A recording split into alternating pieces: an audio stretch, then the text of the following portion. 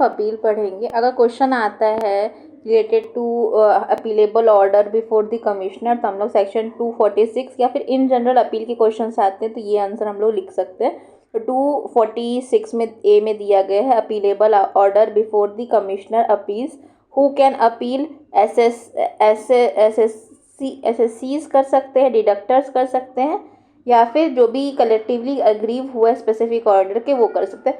Appeal में हम लोग बस ये एसएससी कर सकते हैं, इतना सा लिख देंगे तो दैट विल बी इनफ। फिर अपीलेबल ऑर्डर, तो अपीलेबल ऑर्डर कौन से होंगे? अपीलेबल ऑर्डर्स के लिए अपील की जा सकती है, सेकेंड हेडिंग ये डाल सकते हैं। इनिशिएटेड अंडर सेक्शन 246 में हो रहा है, 210 में हो रहा है या फिर 206 में हो रहा है तब भी हम लोग उसको अपील किया जा सकता है। ऑर्डर ऑफ असेसमेंट होगा, रीअसेसमेंट होगा, कंप्यूटेशन होगा various section of this act में या फिर पेनल्टी रिलेटेड प्रोविजंस होंगे various section of this act में, तो उसकी अपील की जा सकती है। किनको? कमिश्नर अपील्स को की जा सकती है। Now transfer of pending cases अगर अपील पेंडिंग होगी डिप्टी कमिश्नर को तो वो चले जाएगी कमिश्नर अपील्स के पास। Form of appeal and limitation, form क्या रहेगा? Appeal must be prescribed form और वेरीफाइड प्रॉपरली, प्रिस्क्राइब्ड फॉर्म में होना चाहिए और उसका वेरिफिकेशन प्रॉपर तरीके से होना चाहिए। फीस जो है वो बेस्ड होगी कंप्यूटेशन के ऊपर, 250 होगा फीस अगर इक्विवेलेंट है 1 लाख के, 500 होगा अगर इक्विवेलेंट है 1 लाख टू 2 लाख के। और इनकम, हाँ ऑन इनकम कंप्यूटेड, और इनकम हमारी इतनी होगी तो हमारा 250 लगेगा, अगर 1 लाख से 2 लाख के बीच में होगी तो 500 लगेगा, और 500 10,000 होगी अगर 20 लाख से ऊपर इनकम होगी। ठीक है, उसके बाद लिमिटेशन बताया गया है यहाँ पे, तो 30 डेज के अंदर हम लोग को फाइलिंग करनी है। क्या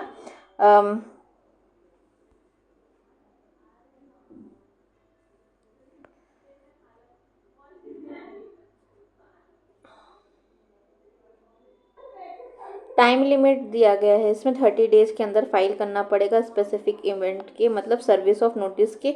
अगर लेट फीस होती है, एक सफिशिएंट कॉज शो होता है कि डिले क्यों हुआ, तो फिर लेट अपील भी अलाउ की जा सकती है। फिर 250 में बात करता है प्रोसीजर ऑफ अपील की। हियरिंग नोटिस प्रोसीजर क्या होगा? पहला होगा कि कमिश्नर हियर कर सकते, commissioner appeals fix a hearing date and inform both the appellant and assessing officer, दोनों को अपीलेंट और असेसिंग ऑफिसर को इन्फॉर्म कर सकते हैं डेट फिक्स करके। Right to represent, both the parties can represent their case personally and through representatives, दोनों जो हैं अपना केस को प्रेजेंट कर सकते हैं। एडजॉर्नमेंट, द कमिश्नर अपील्स में adjourn hearing if necessary, adjournment कर सकते हैं अगर उनको सही लगे। फर्दर इंक्वायरी कैन कंडक्ट और डायरेक्ट फर्दर इंक्वायरी, कंडक्ट भी कर सकते हैं, फर्दर इंक्वायरी भी कर सकते हैं डिसाइड करने से पहले। Additional grounds, new grounds of appeal भी हो सकता है बिफोर डिसाइडिंग द अपील, मतलब दूसरे ग्राउंड पे भी हम लोग अपील अलाउ कर सकते हैं और ये किया जाएगा डिसाइड होने से पहले अपील के। रिटन ऑर्डर डिसीजन जो होना चाहिए वो the decision must be state issue resolution and reasons, timeline aim to resolve the appeal within 1 year, हाँ 1 ईयर के अंदर इसको सॉल्व करना पड़ेगा। कम्युनिकेट करना, ऑर्डर अगर बन जाता है तो फिर दोनों को भेजा जाएगा, रिलेवेंट अथॉरिटी को भी और अपीलेंट को भी भेजा जाएगा। फिर power of commissioner appeals in disposal of appeal, section 251 में दिया गया है।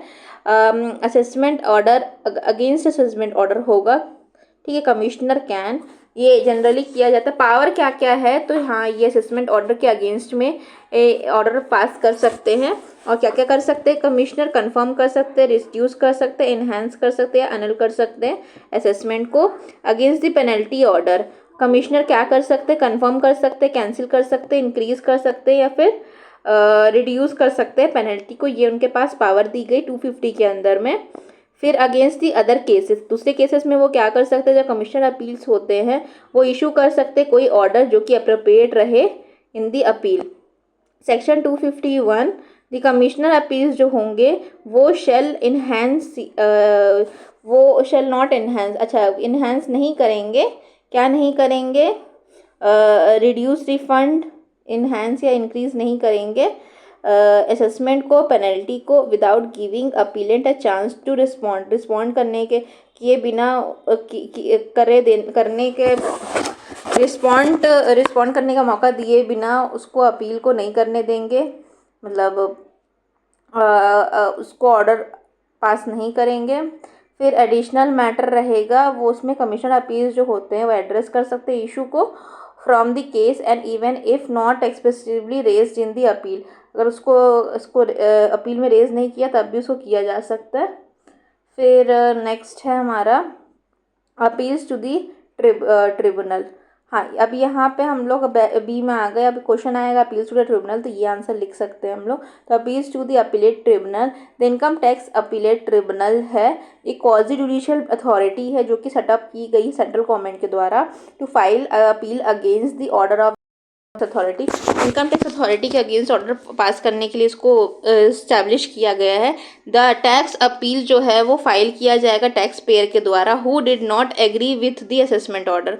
ये जनरली टैक्स पेयर करता है अपील को ट्रिब्यूनल में, ठीक है। और जो एग्री नहीं कर रहे असेसमेंट ऑर्डर या एनी अदर ऑर्डर जो कि पास किया गया किसी भी इनकम टैक्स अथॉरिटी के द्वारा, तो वो जाकर के अपील कर सकते हैं अपीलेट ट्रिब्यूनल में। और ये अथॉरिटी भी कर सकती अगर उसके नीचे जो कमिश्नर हैं, अगर उनके द्वारा कोई भी ऐसा अपील ऐसा ऑर्डर पास किया गया जो कि अथॉरिटी के अगेंस्ट है, तो वहाँ पे वो भी जा कर के फाइल कर सकते हैं appeal in the appellate tribunal.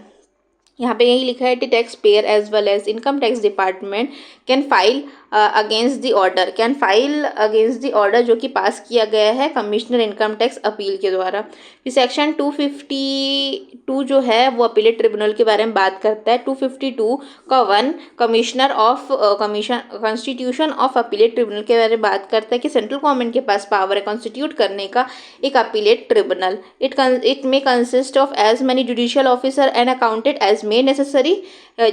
इसमें कौन कौन लोग होंगे अपीलेट ट्रिब्यूनल में? जुडिशियल मेंबर्स हो सकते हैं और अकाउंटेंट मेंबर्स होंगे इन जनरल, ठीक है। उसके बाद है हमारा क्वालिफिकेशंस क्या होंगे, तो ये हमारा सेक्शन 2 के 252 के 2 में क्वालिफिकेशन जुडिशियल मेंबर बताया गया है and qualification of accountant member बताया गया है 252 के 2A में, ठीक है। 252 के 2 में हमारा जुडिशियल मेंबर है और 252 के A में हमारा अकाउंट ये है क्वालिफिकेशन ऑफ अकाउंटेंट।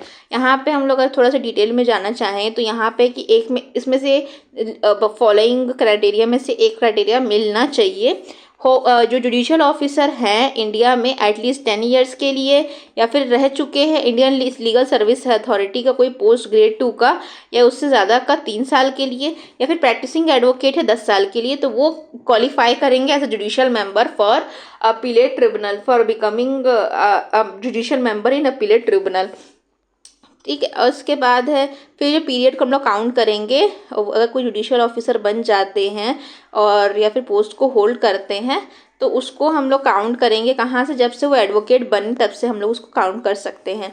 फिर 252 बात करते हैं अकाउंटेंट मेंबर की। अकाउंटेंट मेंबर कौन से होंगे हमारे? अकाउंटेंट मेंबर जो होंगे वो फॉलोइंग क्राइटेरिया को फुलफिल करना चाहिए, जैसे कि वो प्रैक्टिसिंग अकाउंटेंसी 10 साल से कर रहे हों एज चार्टर्ड अकाउंटेंट या फिर रजिस्टर्ड अकाउंटेंट की तरह, या फिर मेंबर हो Indian income tax service group A के मेंबर हो, या फिर होल्ड किए हो एडिशनल कमिश्नर या उससे हायर अथॉरिटी की पोस्ट 3 साल के लिए, तो वो अपीलेट ट्रिब्यूनल के पार्ट बन सकते हैं। Appointment of the president of the appellate tribunal का अपॉइंटमेंट कैसे होगा? सेंट्रल गवर्नमेंट अपॉइंट कर सकती है प्रेसिडेंट को, जो कि सिटिंग या रिटायर्ड जज हो सकते हैं किसके? हाई कोर्ट के, एटलीस्ट 7 ईयर्स ऑफ सर्विस के, ठीक है। उसके बाद वाइस प्रेसिडेंट कौन होंगे ट्रिब्यूनल के? तो अपॉइंटमेंट है 52 का दिया गया अपॉइंटमेंट ऑफ वाइस प्रेसिडेंट, तो जो सेंट्रल गवर्नमेंट होगी वो अपॉइंट कर सकती है 1 और more vice president for the from the amongst the members of the appellate tribunal. फिर सेक्शन 252 का 5 बात करता है delegation of power. The president may delegate certain power और function to the vice president through written order, ठीक है। Section 253 बात करता है appeals to the appellate tribunal. Appeals to the appellate tribunal कौन कर सकते हैं? एसएससी करेगा या फिर जो एग्रीव्ड पर्सन होगा कोई भी ऑर्डर को उसको अपील कर सकता है। फिर ऑर्डर्स एलिजिबल फॉर अपील, कौन से अपील्स को हम लोग कर सकते, अपील मतलब कौन से ऑर्डर को हम लोग ट्रिब्यूनल में अपील कर सकते हैं। Deputy commissioner appeals under specific section, assistant officer related to search and reassessment का, और कमिश्नर या फिर प्रिंसिपल कमिश्नर के ऑर्डर्स को हम लोग कर सकते हैं। टाइम पीरियड क्या है, 60 डेज है। सर्च रिलेटेड केस होगा तो 30 डेज है of the from the communication of the order के।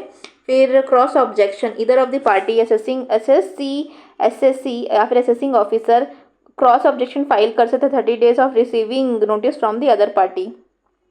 ठीक है, मतलब अपील करने कोई व्यक्ति अगर जैसे एसएससी आ जा रहा है अपील करने के लिए, तो उसके इसके अगेंस्ट में जो असेसिंग ऑफिसर हो सकते हैं वो 30 डेज़ के अंदर 30 डेज़ जो मतलब रिसीव होगा इनको नोटिस, ये अपील करने के लिए जाएंगे तो जो कोर्ट होगी इनको नोटिस भेजेगी कि XYZ की अपील आई है, तो जो नोटिस आएगी उसके 30 डेज़ के अंदर में क्या करना है, अपने को ऑब्जेक्शन लेना है, क्रॉस ऑब्जेक्शन फाइल करना है तो कर सकते हैं।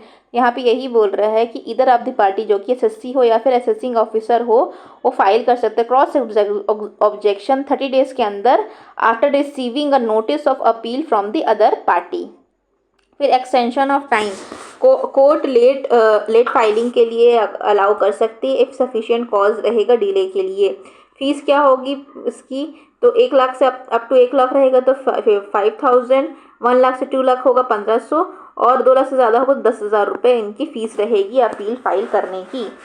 अगर टोटल इनकम के ऊपर बात कर रही है, इतना अगर टोटल इनकम बनती होगी तो ये कर सकते हैं। For the matter unrelated to income, अगर होगा कोई और ऑर्डर होगा जो इनकम से रिलेटेड नहीं है उसमें 500 है।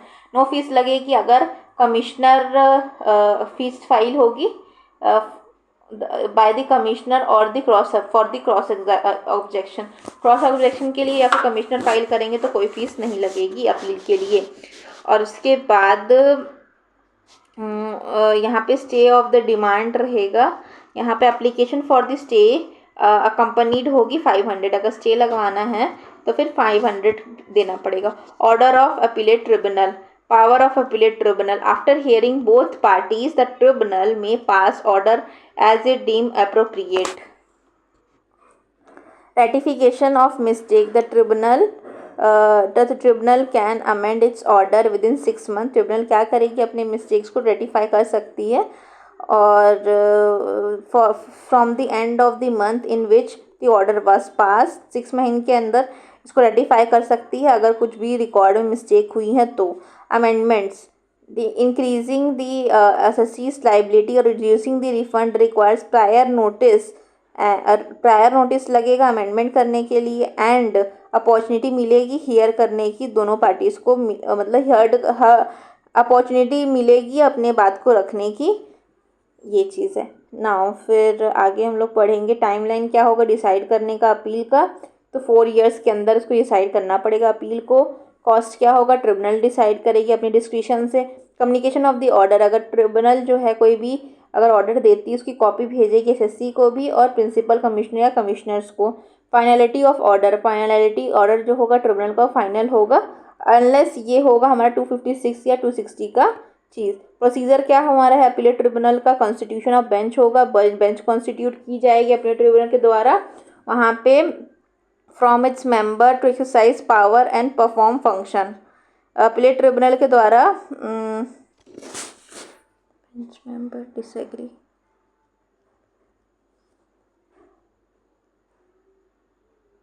अगर बेंच मेंबर डिसएग्री करते हैं किसी डिसीजंस पे तो मेजॉरिटी ओपिनियन को हम लोग प्रिवेल करेंगे। फिर आगे रेगुलेशन प्रोसेस, द ट्रिब्यूनल के पास पावर है, अथॉरिटी है सेट करने का ओन प्रोसीडिंग का, कैसे बेंच ऑपरेट होगी और कैसे प्रोसीडिंग हेल्ड होगी। Power of the tribunal, tribunal के पास पावर सेम होगा as income the authority in the section 131। और प्रोसीजर जो होगा before the tribunal is considered judicial proceeding before the मतलब वही है कि इसका जो प्रोसीडिंग होगी वो सिविल कोर्ट की तरह हम लोग मानेंगे।